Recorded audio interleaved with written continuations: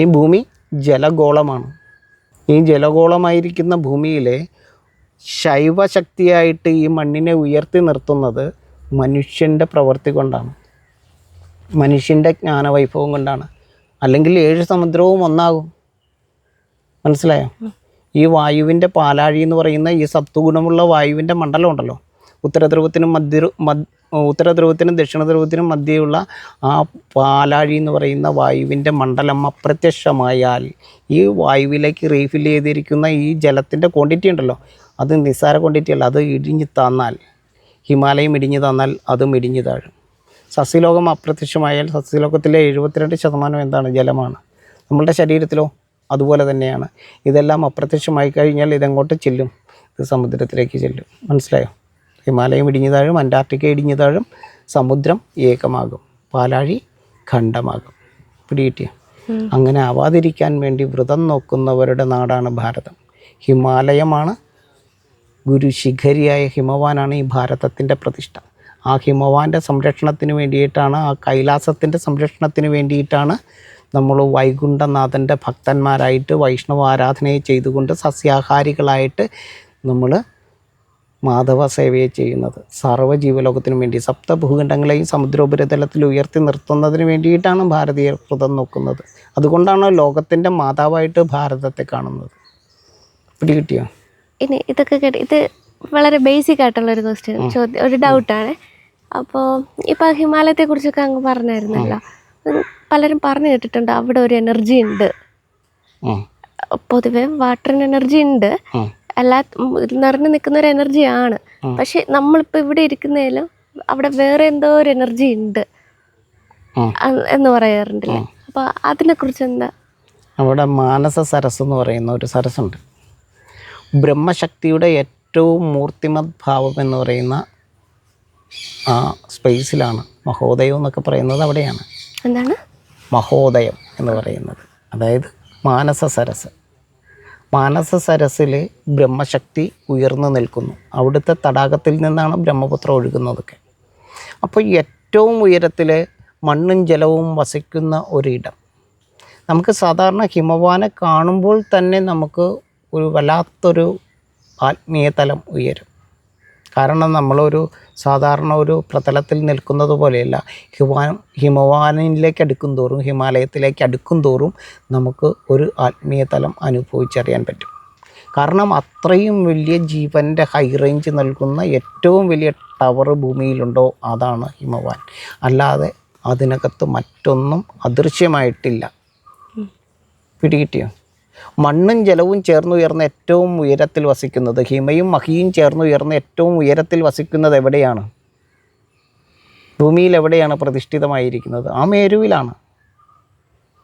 ഹിമവാനിലാണ് മണ്ണും ജലവും, ശിവനും പാർവതിയും ഏറ്റവും ഉയർന്നു വസിക്കുന്നത്. മഹ എന്ന് പറയുന്നത് ആകാശമാണ്, മഹം എന്ന് പറയുന്നത് ബ്രഹ്മാവാണ്, അഗ്നിയാണ്. മഹി എന്ന് പറയുന്നത് മണ്ണാണ്, ഹിമ എന്ന് പറയുന്നത് ജലമാണ്. ഇത് മൂന്നും ഏറ്റവും ഉയർന്ന് പരിലസിക്കുന്ന സ്ഥലമാണത്. എന്തിനെ? വൈഷ്ണവ ശക്തിയെ വിരിയിക്കാൻ. ഈ പശ്ചിമഘട്ടം 1600 കിലോമീറ്റർ ദൈർഘ്യം വരുന്ന ജൈവനിലയമാണ്. ആ ജൈവനിലയത്തിൻ്റെ ശൈവോർജം ഹിമാലയമാണ്. അപ്പോൾ ആ എനർജിയാണ്. അതിനെയൊന്നും തെറ്റായിട്ട് വ്യാഖ്യാനിക്കേണ്ടതില്ല. എല്ലാത്തിനെയും അറിയുമ്പോൾ നമുക്ക് ആ അറിവ് കൊണ്ട് നമുക്ക് സന്തോഷം ഉണ്ടാവും. നമുക്ക് കൂടുതൽ കാര്യങ്ങൾ നല്ല രീതിയിൽ കാണാൻ പറ്റും. സതി പാർവതിയുടെ കേസ് പറഞ്ഞപ്പോഴേ അതിന് ഇതാണ് ശരിക്കുള്ള മീനിങ് ഇപ്പോഴാണ് അറിയുന്നത്. അത് വേറൊരു കാര്യം ചോദിച്ചപ്പോഴത്തേന് പറഞ്ഞു വന്നതിൻ്റെ, ഇത് മൂവാറ്റുപുഴയാറാണ് ഈ ഒഴുകുന്നത്. ഇത് നദിയാണ്. നാദത്തെ ജനിപ്പിച്ച് ദിനത്തിന് കാരണമായി ദീനത്തെ നീക്കി ഒഴുകി സമുദ്രത്തിൽ സമുദ്ര ചെയ്യപ്പെടുന്നത് എന്നാണ് അർത്ഥം. സമുദ്രത്തിലേക്ക് എത്തുമ്പോൾ ഈ ക്ഷീരഗുണം നഷ്ടപ്പെടും. ഇപ്പോൾ ഇവിടെ ഉപ്പില്ല, കുറച്ചും കൂടെ അങ്ങോട്ട് ചെല്ലുമ്പോഴത്തേക്കും ഇതിൻ്റെ സ്വഭാവം മാറും, പിന്നെ ഉപ്പ് കലരാൻ തുടങ്ങും. അപ്പോൾ സത്ത് നഷ്ടപ്പെട്ടപ്പോൾ അതിൻ്റെ ജലത്തിൻ്റെ പേരാണ് സരിത്ത്. സമുദ്രത്തിലേക്ക് എത്തിയാലോ, ആ ആഴിയിലേക്ക് എത്തിക്കഴിയുമ്പോഴത്തേക്കും അത് സതിയാകും. സത്ത് നഷ്ടപ്പെട്ട് സമുദ്ര ചെയ്യപ്പെടും. എന്താ സമുദ്രജലം ചെയ്യണമെന്നറിയോ? ഈ ശിവനെ റൊട്ടേറ്റ് ചെയ്തുകൊണ്ടിരിക്കും. 7 കടലും ഇങ്ങനെ അലയായി ശിവനെ തഴുകിക്കൊണ്ടിരിക്കും, ശിവനെ പ്രണയിച്ചു കൊണ്ടിരിക്കും. ആ സതി ആഴികുണ്ടത്തിലേക്ക് പതിച്ച് വീണ്ടും പുനർജനിക്കും. ഭഗീരഥ പ്രയത്നം എന്ന് കേൾക്കാറുണ്ടോ? ഭഗീരഥ പ്രയത്നം, ഹെർക്കുലിയൻ ടാസ്ക് എന്ന് പറയുന്ന ആ സാധനം, അത് ജീവനെ ജനിപ്പിക്കുന്ന മഹത്തായിട്ടുള്ള ഈ സതിക്ക് പുനർജന്മമേകുന്ന പ്രക്രിയയാണ്. ആ വൈഭവത്തിൻ്റെ ഫലമാണ് നമ്മളിവിടെ ഇരിക്കുന്നത്. അത് ഭഗീരഥിയായി ഹീറ്റ് വാട്ടറായി മേലോട്ട് ഉയർന്നിട്ട് മന്ദാകിനിയായി ആകാശഗംഗയായിട്ട്, മന്ദാകിനിയായി പുഷ്കലയായി, അതിനു മുമ്പ് ഇന്ദ്രാണിയായി, ഇന്ദ്രിയങ്ങൾക്ക് കാരണമായിരിക്കുന്ന അവസ്ഥയിൽ ഇന്ദ്രൻ, സത്വഗുണമുള്ള വായു. എങ്ങനെയാണ് ഈ പാർവതി ഇവിടെ എത്തുന്നതെന്നറിയോ? ഹിമവൽപുത്രിയായിട്ട് അറിയോ? ഈ ഹിമാലയമാണ് ഈ ഭൂഖണ്ഡത്തെ സാന്ദ്രത കുറച്ച് ഈ വായുവിനെ, ഈ മൺസൂണിനെ ഇങ്ങോട്ട് കൊണ്ടുവരുന്നത്, ആനയിക്കുന്നത് ഹിമാലയത്തിൻ്റെ വൈഭവമാണ്. അങ്ങനെ ഹിമവാൻ ആകർഷിച്ച് കൊണ്ടുവരുന്ന ഇന്ദ്രൻ്റെ സഹായത്താൽ, സത്വഗുണമുള്ള വായുവിൻ്റെ പേരാണ് ഇന്ദ്രൻ, ആ ഇന്ദ്രൻ കൊണ്ടുവരുന്നതാണ് ഈ ഇന്ദ്രാണിയെ, ഈ മേഘത്തെ. അത് പുഷ്കലയായി, അതിൽ നിന്നും ഗമിക്കുമ്പോൾ ഗംഗയായി, ഗഗനത്തിൽ നിന്നും ഗമിക്കുമ്പോൾ ഗംഗ, വ്യോമകേശമാണത്. ആ വ്യോമകേശത്തിൽ നിന്നും ഗഗനത്തിൽ നിന്നും ഗമിക്കുമ്പോൾ അത് ഗംഗയായി, അത് പിന്നെ ഭൂമിയിൽ പതിച്ചാലോ ശ്രീ പാർവതിയായി. ആ ശ്രീ പാർവതിയായി മണ്ണിൻ്റെ മാറിൽ ചേർന്ന് കിടക്കുമ്പോൾ നിറമില്ലാത്ത, രസമില്ലാത്ത ആ ജലം രസമുള്ളതുമാകും, വർണ്ണമുള്ളതുമാകും. കണ്ടല്ലേ? മണ്ണിൻ്റെ മാറിൽ ജലം, മഴവെള്ളം കെട്ടിക്കിടക്കുമ്പോൾ അതിന് നിറം വയ്ക്കുന്ന കണ്ടല്ലേ? ജലത്തിന് നിറമുണ്ടോ? ഇല്ല.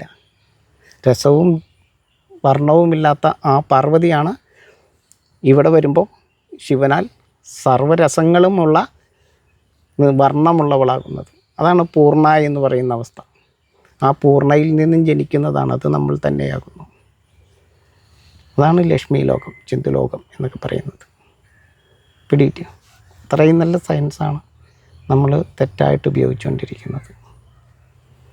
ഇപ്പോൾ പർവ്വത കുമാരന്മാരായിട്ടുള്ള സുബ്രഹ്മണ്യനാണ് ഈ ഫാദർ ചാനൽ പ്രോഗ്രാമിൽ പറഞ്ഞായിരുന്നു, പ്രസ് മീറ്റിങ്ങിൽ പറഞ്ഞായിരുന്നു, നമ്മളുടെ മഴമേഘങ്ങളെ തടഞ്ഞു നിർത്തി മഴയെ പെയ്യിച്ച് ജീവലോകത്തെ സംരക്ഷിക്കുന്ന നമ്മളുടെ ഈ പർവ്വതകുമാരന്മാർ, ഈ ഹൈ റേഞ്ചുകളാണ്, അവിടുത്തെ മൗണ്ടുകളാണ് നമ്മളുടെ ദേവസേനാനിയായിട്ട് നിൽക്കുന്നത്.